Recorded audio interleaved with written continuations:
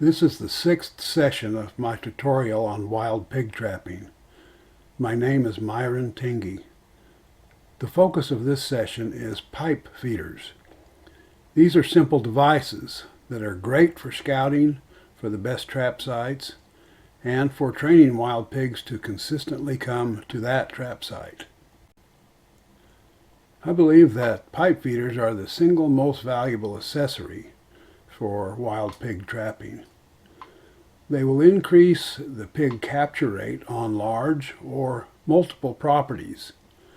They maximize the value of framed panel corrals, which are relatively easy to move.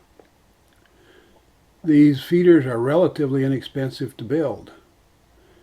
One of the nice features about them is that they minimize consumption of bait by non-target species such as deer, raccoons, crows, squirrels. They can be used as a pig-activated trigger for gates. Pipe feeders are an integral part of my pig detection system. A pipe feeder is simply a short length of pipe with holes drilled in it. The ends are capped. The pipe is tethered to a T-post. When filled with bait, such as corn, pigs will roll the pipe to dispense the corn. Once pigs learn how to work the pipe, they seem to enjoy doing it. I am unaware of anyone building pipe feeders commercially, so you will need to build your own. You may need a saber saw, a drill, and some bits. Pipe feeders are normally made with PVC pipe. Schedule 40 is recommended because they tend to take a lot of abuse. The pipe size can be from 4 inches to 10 inches in diameter. The length is commensurate with the diameter. In other words, you want a long pipe for a small diameter and a short pipe for a large diameter, the target being having an internal capacity of 25 to 50 pounds of corn. Both of the ends need to be capped or plugged. On the smaller pipes, the 4-inch pipes, it may make sense just to cap them, although the caps are expensive when you buy them. Most of the feeders that I've built, I plugged the ends by cutting a piece of 2x12 or something of the sort into a circle that would fit into the end of the pipe and then screwing it in place. One of the ends needs to be removable so that you can fill the pipe with corn. You'll need to drill bait discharge holes. They can be a 1/2 inch to 1 inch. The size is not all that critical. If you're going to use small bait like wheat, for example, you'd want smaller holes. A 1-inch size for corn is probably adequate. You can put 4 to 8 holes in the pipe, randomly drilled. You'll want fewer holes for larger hole size. However, if you drill too many, you can block them with short screws and washers. I've done that. If you got too few holes, you can drill more. I use eye bolts to attach the pipe feeder to the tether. You got to have an eye bolt on at least one end. It's probably preferable to put it on both ends. Drill oversized mounting holes. For example, if you're using a 3/8 inch shaft diameter, then drill a 7/16 hole. This allows the shaft to rotate. Use a locking nut inside so that the nut doesn't back out and become disconnected. I finished describing a pipe feeder. Now I'll talk about its uses. These are 4 valuable ways to use pipe feeders, any one of which would justify their use. But one pipe feeder can serve all 4 purposes. I will discuss each use separately. Pipe feeders are very useful for scouting for good trap sites. As a very, very rough guide, you can install one pipe feeder for 10 to 100 acres. This is very rough because Depends on the terrain. If you happen to only have 1 acre to trap on, then you're going to have one feeder for 1 acre. On the other hand, if you were in West Texas on a wheat field, you might have one pipe feeder on a section 640 acres. So you just have to decide based upon the terrain that you're in. You need to carefully select your location. It's got to be suitable for a trap to be installed. There should be no brush, trees, or large rocks. Otherwise, the pipe feeder and the tether will get all tangled up. I suggest installing the pipe feeder adjacent to normal pig travel corridors. The pipe feeder is tethered to a T-post, but with a steel cable preferred. You can use ratchet straps and ropes and other things, but the steel cable will work the best in the long run. Heavy steel cable is better than thin steel cable because it doesn't tend to twist and kink. A 6-foot length is adequate. You'll need a loop on both ends. One end loop should be at least 4 inches in diameter, something that'll easily slip over a T-post. The other end can be the same size or smaller. I recommend installing an inline swivel to keep the cable from twisting. You secure the pipe feeder to the ground with a T-post driven in past the anchor. So you've got a T-post, a cable tether, and then the pipe. With the pipe feeder tethered to the T-post, you're ready to install bait. Corn may be the best. Other grains and pellets can be used. But corn is probably known by every pig in the state of Texas, even before they're weaned, because they're used extensively in deer feeders as well as pig feeders.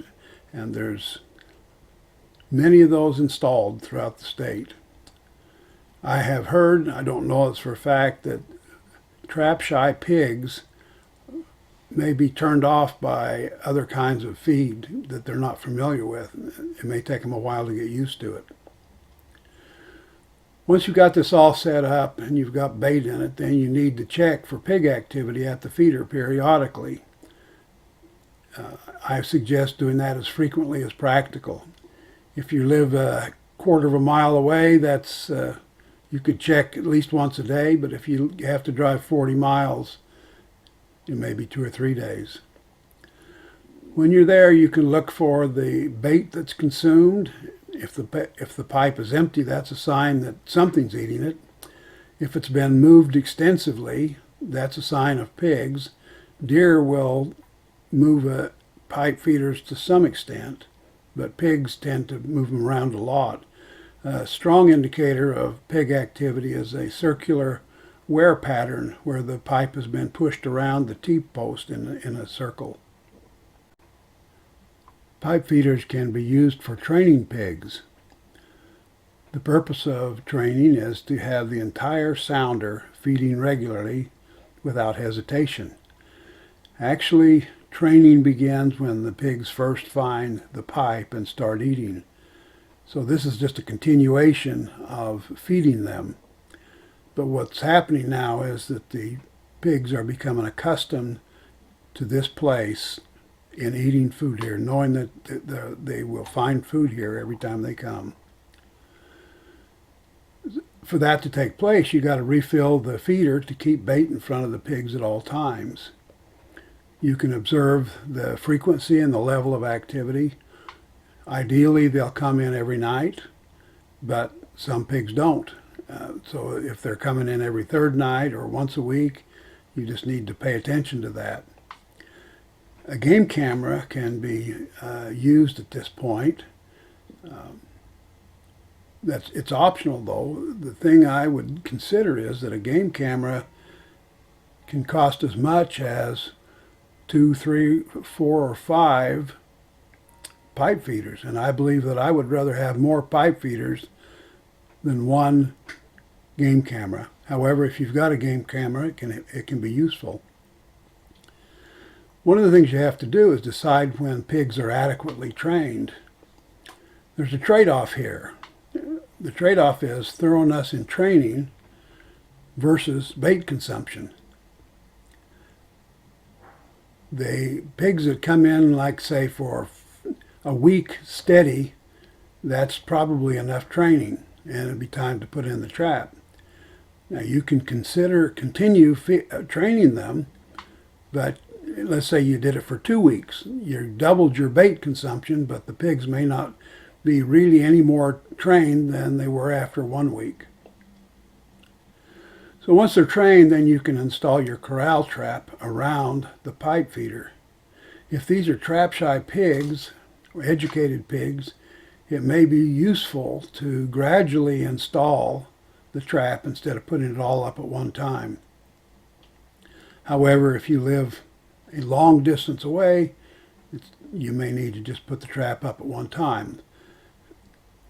If you do that, then you may need to allow the pigs some time to get accustomed to the trap, because now they're going to have to go in and out through the trap door, and they need to get accustomed to that. The training process can last from a week to a month, maybe even longer. I've heard of longer. Patience is the key to capturing the entire sounder. And if you have a game camera, or if you've got a remote control set up, then you'll know how many are in the sounder, and with remote control you can capture the whole thing. But there are some tricks that you can use, even if you're using pig activated traps, to get the whole sounder. The third use of a pipe feeder is as a gate trigger. This is a natural progression of use at a trap that doesn't use a remote control trigger. Thorough training prepares pigs for pig-activated triggering. Prior to the day of trapping, you need to rearrange things. Tether the pipe tightly to a gate latch. Hinged knee latches work very well for this purpose. T-posts and pulleys are required to elevate the tether so that the pigs don't push against the tether and prematurely drop the gate. The opposite end of the pipe may be pinned to the ground. I've used short pieces of rebar to do that. Once you got that all set up, then I suggest scattering bait on the back half of the corral. What will happen is that when the pigs come in, they'll start eating the corn or bait that's on the ground and won't touch the pipe feeder until that's all eaten. What this does is it delays triggering of the gate by the pigs, and it allows the entire sounder to enter. So you're more likely to get them all this way. The trigger itself will be described in much more detail in the next tutorial session. The last two uses for a pipe feeder may be mutually exclusive depending on your trap setup. Corral traps, conventional corral traps, use either a pig-activated trigger or a remote control trigger. The previous feeder use discussed was for a pig-activated trigger. This use of a pipe feeder requires Wi-Fi, normally used for a remote control trigger. It is possible, but unlikely, that a trap that has Wi-Fi will use a pig-activated trigger. I developed this notification system after years of inconvenience using existing systems. While not perfect, it is more reliable than any other notification system known to me. I am unaware of anyone else using it. The notification system trigger is used to notify a trapper of pig activity only. It's for remote control systems only. It utilizes a pipe feeder with trained pigs. It eliminates false notifications caused by deer, raccoons, bugs, etc. This system will be described in detail in a later session. For the purposes of this session, I'll give a brief overview of the system. A pipe feeder filled with corn lays on a switch in a shallow cradle. The switch is connected to LED lights in a sealed ammo box. When trained pigs knock the pipe feeder out of the cradle, an LED light comes on. A wise camera in the sealed box detects the light. The camera sends a notification to the trapper over the internet. The camera can also sound an alarm. When awakened or alerted, the trapper observes real-time pig activity with other cameras and then activates the gate trigger that's on Wi-Fi. This concludes the 6th session of my tutorial on wild pig trapping. The focus has been on pipe feeders, the most useful accessory for pig trapping. These inexpensive feeders can help a trapper locate pigs, train them to come to the feeder, and play an active role in capturing them. I believe that more pigs can be captured with one easily moved remote control trap and several inexpensive pipe feeders than can be captured with several stationary corral traps. The next tutorial session will focus on pipe activated triggers to release gate latches.